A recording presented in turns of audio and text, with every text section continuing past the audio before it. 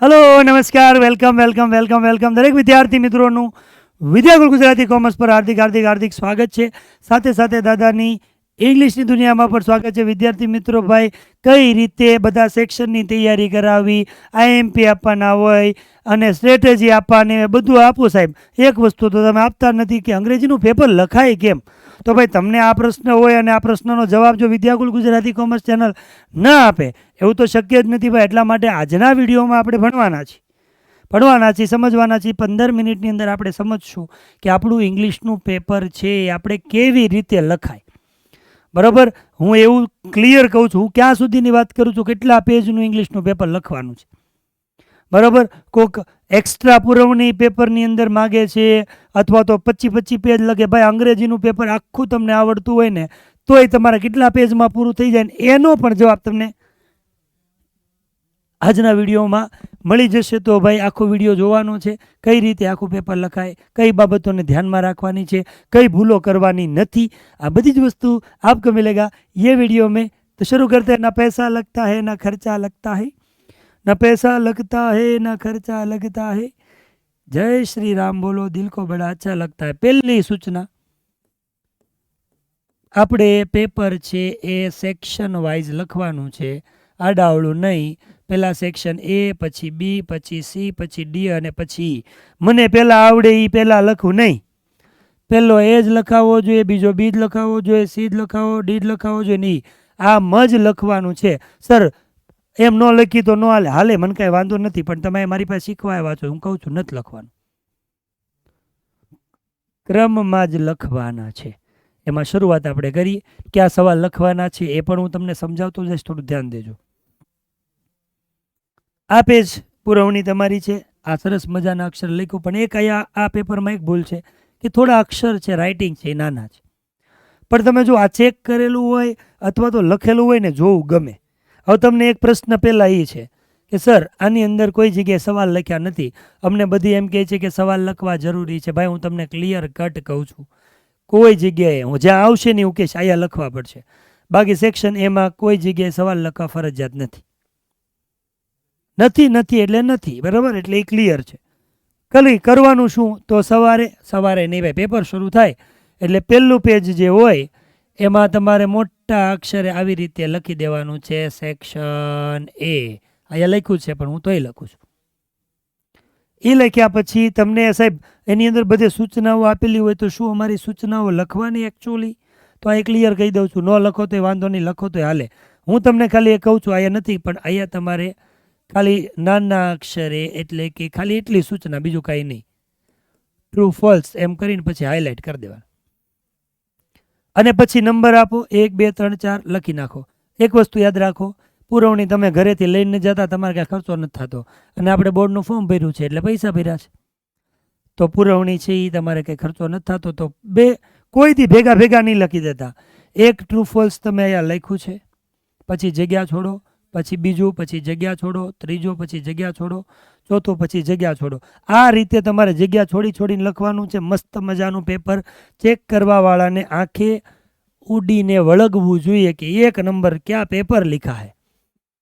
જેવું આ પૂરું થઈ જાય એટલે તરત જ આપણે શું કરીએ કે તો ફરી પાછા આપણે શું કરીએ, અહીંયા નથી લખ્યું પણ હું એક લીટી છોડું, એક સવાલ લખું છું પછી તે લીટી છોડું, એક ક્વેશ્ચન પૂરો થઈ જાય પછી પણ બીજો આવ્યો નિયરેસ્ટ મિનિંગ, તો હું ત્યાં પણ આવી રીતે લખી દઈશ નિયરેસ્ટ મિનિંગ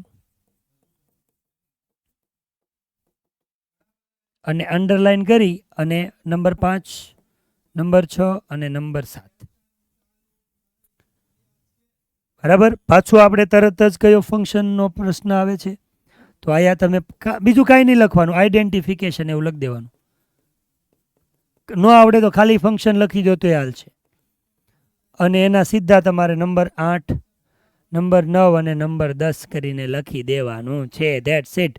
અને યાદ રાખજો તમારા પહેલા પેજમાં પહેલું પેજ એટલું જ લખાવવું જોઈએ, એટલે હું તમને ક્લિયર કહું છું તમારા કેટલા પેજ થશે, બરાબર। પછી બીજો પેજ આવશે, બીજા પેજમાં પાછા બે પ્રશ્ન છે, એક તમારો રિસ્પોન્સ વાળો છે, તો હું અહીંયા ટાઇટલમાં એવું લખું છું રિસ્પોન્સ ફંક્શન। 4 પ્રશ્ન લખ્યા, 11, 12, 13, 14, એક લીટી છોડીને લખ્યા. પછી પાછો આપણો નવો પ્રશ્ન આવ્યો, WH ક્વેશ્ચન. તો લખો WH ક્વેશ્ચન્સ અને ફરી પાછા નંબર આપી દો, 15 નંબર, 16 નંબર, 17 નંબર, 18 નંબર. એટલે તમારો સેક્શન એ છે દીકરાઓ કેટલા પેજનો થયો એ નક્કી થઈ ગયું કે આપણો સેક્શન એ છે એ 2 પેજનો થયો. આમાં ક્યાંય સવાલ લખવાની જરૂર. પછી આપણે વાત કરી સેક્શન બી. હવે સેક્શન બી ની અંદર પહેલો પ્રશ્ન પેરેગ્રાફ ઉપરથી ક્વેશ્ચન આન્સર આવે. હું આયા સૂચનામાં લખું છું પેરેગ્રાફ અને પછી લખું question answer, bus that's it, બીજું કાંઈ નહીં. પછી નંબર આપવા માંડો. હવે તમને એટલી ખબર છે આયા કે સાહેબ 12 પ્રશ્ન આવે છે, તો આયા ઘીસડો કરીને લખવાની કોઈ જરૂર જ નથી. આયા તમારે એક જ વસ્તુ યાદ રાખવાની છે, પહેલા પેજમાં 6 ક્વેશ્ચનના આન્સર લખવાના. ક્વેશ્ચન તો લખવાનું નથી એટલે હું કાઢી જ નાખું, આપણે આન્સર જ કરી. 6 આન્સર આ લખવાના અને બાજુમાં બીજું પેજ હોય એની અંદર 6 આન્સર લખવાના. એટલે તમારા પેરેગ્રાફ ઉપરથી ક્વેશ્ચન આન્સર થઈ ગયા. એટલે આવી રીતે જો સરસ મજાનો કેવો નંબર આપ્યો છે આ દીદીએ કે દીદાએ જેને લખ્યું એને કે ભાઈ આ દીદીનું જ પ્રશ્ન છે. આવું રૂપાળું આમ તો છોકરીઓનું જ હોય, બરાબર. અને આ દીદી છે એને thank you. 20 number, 21 number, 22 number, 23 number, 24 number, એટલે 3 પેરેગ્રાફ તમારા પત્યા. ટોટલ 6 આવે ને 12 સવાલ આવે. અગેન આ પેજ તમારું કયું થયું? 3 નંબરનું. પછી આપણે આગળ વધી 6 સવાલ બીજા, એટલે આ 4થા નંબરનું પેજ થયું. એમાં સવાલ નંબર 25, 26, 27, 28, 29 અને 30. જગ્યા વધે તો ઠીક છે, નહીંતર આ નથી લખવાનું. આ નાના અક્ષર લખ્યા છે એટલે 6 સવાલ બસ, બરાબર. અને યાદ રાખવાનું છે કે જ્યારે પણ તમે ક્વેશ્ચનનો આન્સર લખો છો પહેલો અક્ષર કેપિટલ થવો જ જોઈએ. અને જ્યારે સવાલમાં જવાબ લખો છો ત્યારે માગ્યું એટલું જ લખો. પેરેગ્રાફમાંથી જે જવાબ લખી છે તો આપણે શું કરીએ, પાછળનું થોડુંક વધારે લખી દઈએ, એકાદ લીટી ઉપરની વધારે લખી દઈએ, પછી હાલશે, નહીંતર નહીં, માર્ક્સ કપાશે. જે માગ્યું જે ક્વેશ્ચન છે એનો જ આન્સર લખો, વધારે નહીં. પછી આ પૂરું થાય એટલે તરત જ આપણે શોર્ટ નોટ આવે. તો 4 પેજ થઈ ગયા. 5 નંબરના પેજ ઉપર આપણે શોર્ટ નોટ લખશું. આ નાના અક્ષર લખ્યા છે પણ બને ત્યાં સુધી આખા પેજની અંદર શોર્ટ નોટ થશે. જો આખા પેજની અંદર આપણે એવું ગણી નથી થતું તો તમે વાંધો નહીં, આ પૂરું થઈ જાય નીચે ઓલો ફિલ ઇન ધ બ્લેન્ક વાળું લખી શકો. પણ હું 2 પેજ લખું છું. અને 6થા નંબરના પેજ ઉપર તમારે લખવાની છે ફિલ ઇન ધ બ્લેન્ક. હવે આ ફિલ ઇન ધ બ્લેન્ક તમે જે લખો છો એને કમ્પલસરી તમારે પેરેગ્રાફ લખવો જ પડે, લખવો જ પડે ને લખવો જ પડે. જો એ લખ્યું છે, પણ ખાસ એક વસ્તુ કરવાનું કે જે જવાબ લખો છો ને એની નીચે પેન્સિલથી જો કેવી રીતે સરસ અંડરલાઇન કરી છે, જેથી ચેક કરવાવાળાને જવાબ આંખીને ઉડીને આંખે વળગે, ગોતવું ન પડે. તમે એવું કરી શકો, જે જવાબ હોય એને તમે આવી રીતે બોક્સની અંદર પૂરી શકો છો, પણ કોઈ બીજી પેનનો ઉપયોગ કરવાનો થતો નથી, બરાબર. આ તમને થોડુંક જો ઝૂમ કરકે દિખાતા હું, એક કરકે દિખાઓ ભૈયા, એક કરકે દિખાઓ.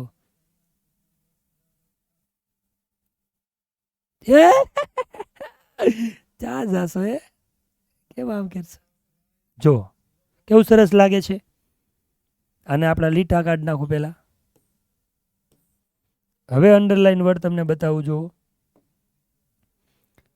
આને બોક્સમાં પૂરી દો, આ જવાબ છે એને બોક્સમાં પૂરી દો, અથવા અંડરલાઈન કરો તો પણ વાંધો નથી. ધીસ ઇઝ આવી રીતે લખવાનું છે, બરાબર. આમાં કમ્પલસરી સીધે સીધો આવી રીતે જવાબ લખેલો હશે કે ભાઈ ક્વેશ્ચન નંબર 32 ફલાણું, 33 પૂછડું, 34 ઢીકણું, માર્ક્સ નહીં આપે. કમ્પલસરી પેરેગ્રાફ લખવો પડે. પછી આગળ વધી 5 અને 6 પેજ થયા, બરાબર. હવે 7મું પેજ આવશે. સેક્શન બી અહીંયા પૂરો થઈ ગયો. સેક્શન સી આવે ને એટલે તમારું 7મું પેજ શરૂ થઈ જશે, બરાબર. અને સેક્શન સી ની અંદર પહેલો પ્રશ્ન કયો આવે? પેરેગ્રાફ ઉપરથી ક્વેશ્ચન આન્સર. કેના? લેફ્ટ વિંગના. બને ત્યાં સુધી એક પેજમાં જ લખવાના.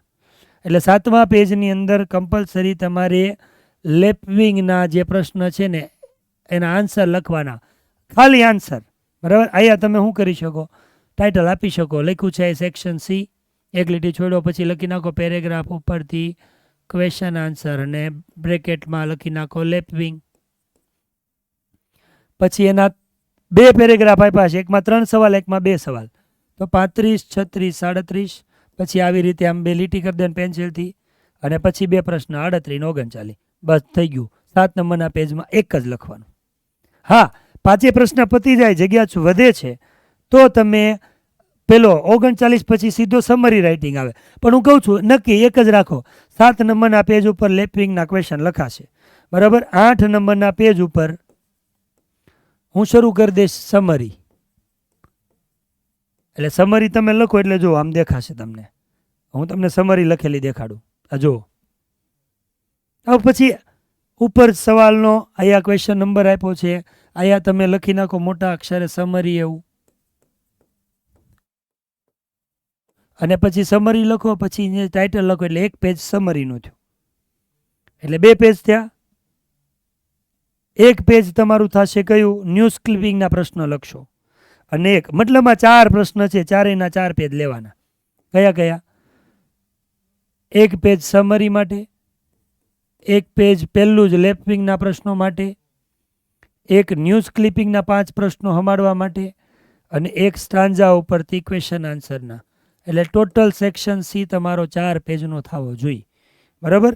અને કઈ રીતે લખ્યું છે આમાં કોઈ જગ્યાએ તમારે ક્વેશ્ચન લખવાની જરૂર પડતી નથી. એટલે તમે એક વસ્તુ યાદ રાખો, સેક્શન એમાં તમે કેટલા પેજ લખ્યા હતા? સેક્શન એ ની અંદર 2, સેક્શન બી ની અંદર 3, 4 અને 5. તો બાકીના સેક્શન સી ની અંદર 4 પેજ એટલે કયા? તો 6 નંબર, 7 નંબર, 8 અને 9. ડન છે. ચલો, એટલે તમારા સેક્શન સી પૂરું થાય ત્યાં સુધીમાં તમારા 9 પેજ ભરાઈ જશે, જેમાં ક્યાંય ક્વેશ્ચન લખવાનો આવ્યો નથી. હવે આવ્યો સેક્શન ડી, એટલે તમારે 10મા નંબરના પેજથી શરૂ કરવાનું. 10મા નંબરના પેજમાં સૌથી પહેલાં તમારે ઉપર પેજ નંબર 10 છે એવું સમજો, અને પહેલાં લખી દેવાનું અહીંયા સેક્શન ડી. અને 3 પ્રશ્ન તમારા આવવા જોઈએ. કયા કયા ખબર? પહેલાં તમારે લખી દેવાનું ડુ એઝ ડાયરેક્ટેડ. એનો 52 નંબરમાં આવે એનો જવાબ સીધો લખી દો. પછી એક લીટી છોડીને તે વનનો જવાબ, અને એ છોડીને ડાયરેક્ટ ઇનડાયરેક્ટ સ્પીચ. એટલે તમે એવું લખી શકો છો સ્પીચ અથવા ઇનડાયરેક્ટ સ્પીચ. આ બેની અંદર તો કાંઈ લખવાનું નથી, ડુ એઝ ડાયરેક્ટેડ લખી દીધું. એટલે આ એક પેજ 10 નંબરના પેજ ઉપર તમારે લખવાનું છે સેક્શન ડીની અંદર આવતો પ્રશ્ન. બરાબર. પછી આપણે આગળ વધીએ.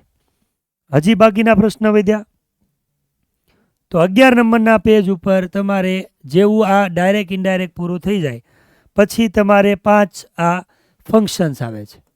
હવે અહીંયા એને 3 વસ્તુ સંભાળી દીધી, જરૂરી નથી તમે એક પેજ વધારી શકો. બરાબર. આ 11મા પેજમાં એને બધું સંભાળી દીધું. કઈ રીતે? તો ફંક્શન્સ છે એના પણ તમને અહીંયા ઘણીવાર એમ કે આના ક્વેશ્ચન લખવાના. લખો તો હાલશે, ન લખો તો વાંધો નથી. બરાબર. એટલે આના તમને 5 પ્રશ્ન થયા. એટલે જો સરસ લખ્યું 55, 56, 57, 58 અને 59 એવું થયું. આના હમાણું છે, તમે એક પેજ વધારીને ગણો. 12 નંબરના પેજ ઉપર એક કામ કરી, આપણે શું કરશું? સીધા ઓલા પ્રશ્ન લખી નાખશું ફંક્શનના, અને એની નીચે સીધો 60મો પ્રશ્ન તમારો જે આવે છે કમ્બાઇન્ડ ધ સેન્ટેન્સ એ લખશું. અને એડિટિંગ વાળો છે એ બીજા પેજ ઉપર લઈ જશું. એટલે 12 નંબરના પેજ ઉપર તમારે એડિટિંગ લખી દેવાનું. અને આ એડિટિંગની અંદર કમ્પલસરી ક્વેશ્ચન લખવો ફરજિયાત છે. અને એને હું તમને બતાવી દઉં હાઇલાઇટ કરીને. જો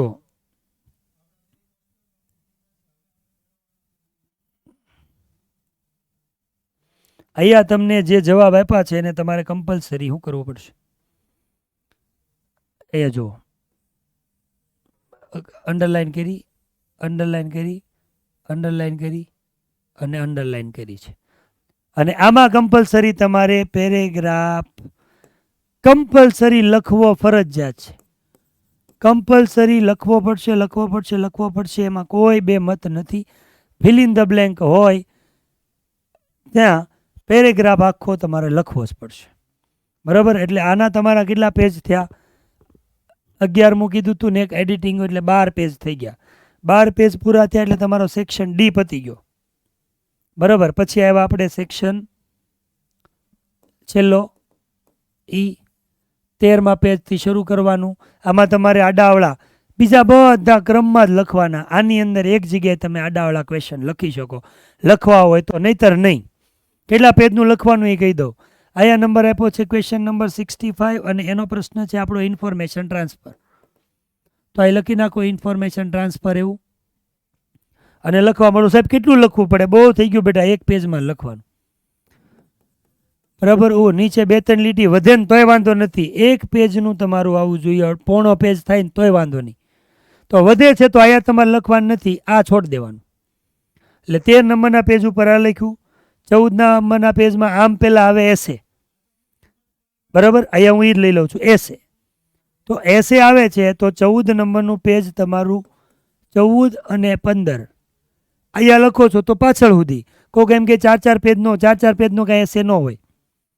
વધીને તમે કહો તો 14 પેજ આખું લખો અને 16 નંબરનું પેજ છે હાફ લખજો. થોડા મોટા અક્ષર કરવાના. લખતી વખતે થોડીક, જો આ જે ભૂલ કરી એને મેં શીખવાડ્યું હતું, તમને સમજાવું. કરવાનું શું કે જ્યારે પેપર તમને આપે ને એટલે આ પુરવણી હોય ને તો તમને બધાને આવી ટેવ જ હોય. ન હોય ને તો પાડી દેવાના. અહીંથી આવી રીતે લીટો કરવાનો. અહીંથી આમ કરી અને પેન્સિલથી લીટો પાડી દેવાનો. કઈ બાજુ? બંને બાજુ.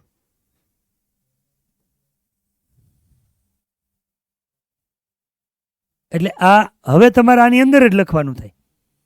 એટલે આ બાજુ 2 જગ્યા છે એ આમ દબાઈ ગઈ એટલે તમારું લખાણ નીચે ન ગયું. સમજો છો ને? અને મોટા મોટા અક્ષર લખવાનું. એસેમાં ઓછામાં ઓછા 3 પેરેગ્રાફ તો પાડવાના જ. 3 પેરેગ્રાફ પાડવાના ગમે તે જગ્યાએ. બીજું, વધારે પાડો તો એ વાંધો નથી. પછી બહુ નહીં પાડતા. વધી 3-4 હોય, વધારે સારા ન લાગે. અને ક્યાં સુધી લઈ જવાનું? 14, 15 અને 16મા પેજ ઉપર ભલે 4 લીટી જ લખો ખાલી, પણ 16મા પેજ સુધી લઈ જવાનું.